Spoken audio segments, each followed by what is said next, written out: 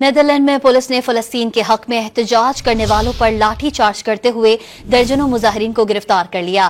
New York میں بھی گرفتاریاں عمل میں لائی گئی ہیں۔ ایمسٹرڈیم میں اسرائیلی بربریت کے خلاف سینکڑوں شہری سڑکوں پر نکل آئے۔ مظاہرین نے صہیونی جارحیت اور اپنی حکومت کے خلاف نعرے بازی کی۔ پولیس نے لاٹھی چارج کرتے ہوئے 100 سے زائد مظاہرین کو گرفتار کر لیا۔